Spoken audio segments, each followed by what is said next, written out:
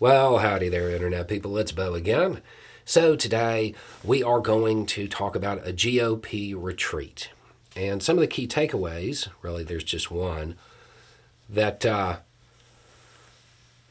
will probably influence things through the rest of the year.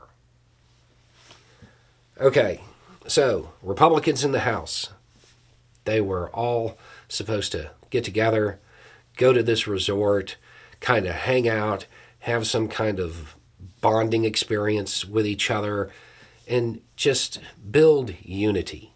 That was the idea. That was the idea. The problem is that depending on reporting, somewhere between a little less than half and a little more than half, well, they didn't even show up. I mean, that's not really unifying right there. But it actually goes to the main issue, the main takeaway from this. And it's something that we're going to see come into play more and more as the year goes on. So, the House leadership has been trying to quell infighting among Republicans in the House.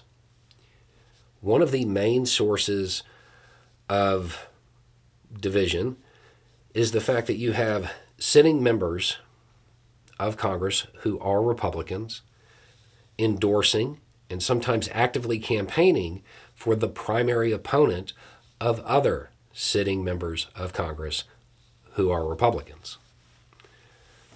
So Republican A endorses the primary opponent of Republican B, campaigns for them.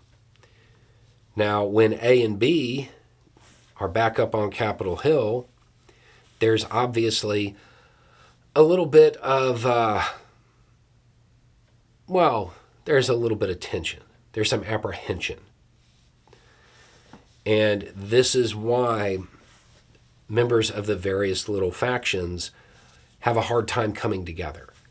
Because not just do they have policy differences, not just do they have differences in approach up on Capitol Hill, they have now become political opponents out on the campaign trail.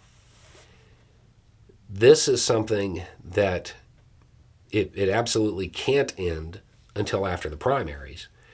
And realistically, depending on the outcome of those primaries, it will continue to occur or get worse until the election. This little bit of news coming out the way it has, this is not good news for any hope of restoring function to the U.S. House of Representatives. This is not something that Johnson is really capable of dealing with. And that's not even a slight against Johnson. This is trying to get members of the House in his party to simply work together when they are actively trying to work against each other outside of the House. That's a tall feat. Generally speaking, those kinds of endorsements and that kind of campaigning, it doesn't occur.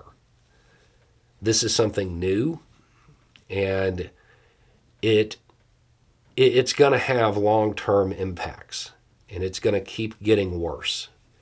Imagine what happens to a Republican candidate who loses their primary but is still up in the House. There's a lot to this, and it's something that's going to be overlooked with everything else that's going on. Anyway, it's just a thought. Y'all have a good day.